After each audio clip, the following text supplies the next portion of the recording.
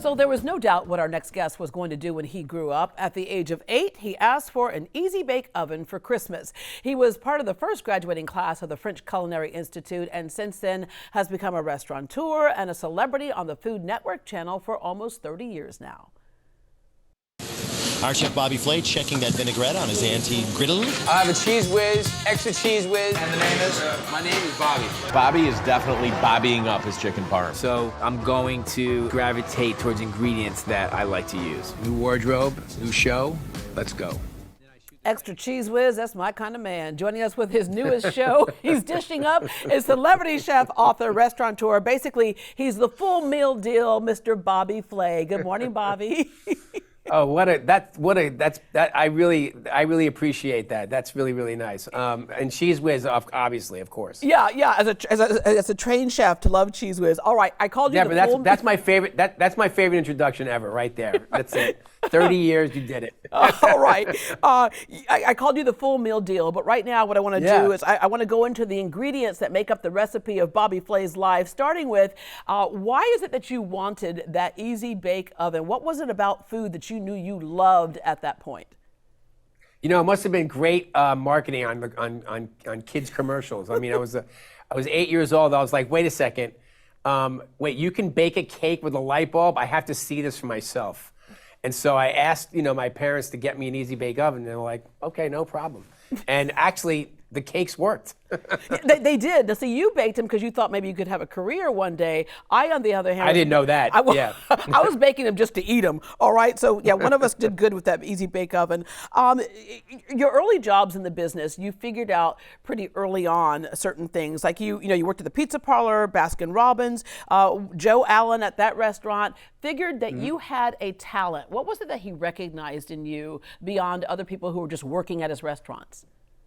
Well, I just think, at that point, I wasn't a very talented chef. I was just learning, the sort of ropes of working in a restaurant. But I think the thing that he saw in me was work ethic, and I think that that's something that I teach my kid that as much as I can, and anybody who asks. I think that when somebody comes to me for work advice, I'm like, first things first. It's all about rolling up your sleeves and working hard. Period.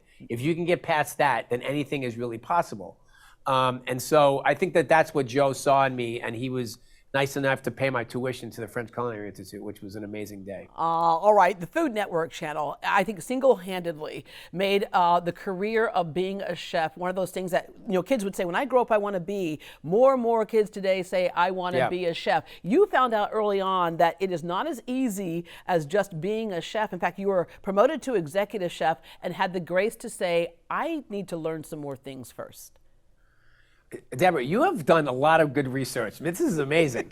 That's true. I mean, one of the things, one of the things I tell people is that when you're cooking in a restaurant, it's not just about the title. You want to really learn your craft first. The titles will come later once you have the repertoire. And so that was a good lesson for me because I was given an executive chef's position way before I should have had one. Of course, was it nice to get that promotion? It was, but I wasn't ready for it, and I knew that very, very quickly. Yeah. So I took a step back and just went and learned my craft. I remember the olden days. I'm old enough to remember the olden days where cooking shows were kind of relegated to PBS. We had Julia Child, who I know you got a chance to meet. I got a chance to cook with her as well. The Galloping Gourmet. Martha Stewart kind of widened the appeal, and then came along this Food Network, which gave us entertainment, gave us reality. For those of us who wanted to just kind of relax, we got to see something from the beginning to the end take place. Tell us about those early days of you getting involved with that, and did you think it would become the success that it is today? Definitely not. When I was cooking, I was the chef and owner of my first restaurant called Mesa Grill in New York. And I remember it being announced that a Food Network was born and it was going to be 24-hour food. And I literally thought to myself, this is going to last a week. I mean, how much can we talk about food, for 24 hours a day? Clearly, I was wrong by about 30 years so far. And listen, it's been an amazing journey for me and for the network itself. It started out with just, sort of the chef behind the stove, so to speak. And now it's moved into, pop culture and mainstream media. And, with food competitions, et cetera, and stuff like that.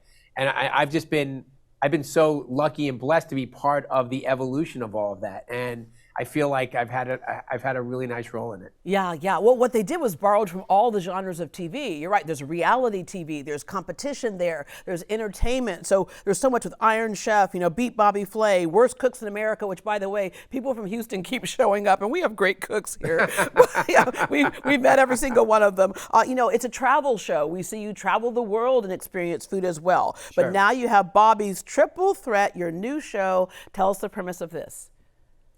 Well, the premise of Bobby's Triple Threat is I've gathered 3 chefs who I think are some of the best in the country, and they are the house chefs of my speakeasy that of course has a kitchen in it, and I'm like the matchmaker. I bring in one chef to take on these 3 house chefs, and if they can beat the 3 house chefs over the night, then they get $25,000 in cash. There's one judge an evening, and we don't reveal the judge until after the first round. So after the first round, now everybody knows who the judge is, and they start strategizing on how they're going to cook. Are they cooking for the judge? Are they cooking for themselves? Are they cooking to beat the chef, et cetera? All that kind of comes into play. And it's so exciting. It's very high intensity cooking. I think it's the best cooking that has ever been in a food competition show. Wow, and, all right. It's serious business. That's pretty amazing. And when we look at reality shows, sometimes we'll hear people say, oh, there's a lot of editing here and there. But every time we've had someone on the show that has been in a reality show on the Food Network, that someone's from Houston, they'll say it's different because you're in the kitchen. You have to finish your project. And the pressure, you're under the time, you're under the gun to get it done. Oh, my shows are 100% legit. And any chef that comes through will tell you that. Because if it's not, they'll tell you that too. Yeah, right. Okay. The last time I actually spoke to you was several years ago. You were in Houston for a book tour. And I asked you, is there anything with food that you haven't done that you'd like to do?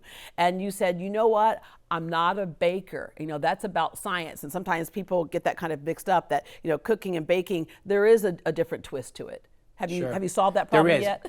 I'm still not a baker, and I should have taken that time during the quarantine where everybody was baking sourdough bread. But I was making three meals a day, and no, it's not my passion. I mean, cooking savory food is what I do for a living, and it's the thing that I'm really into.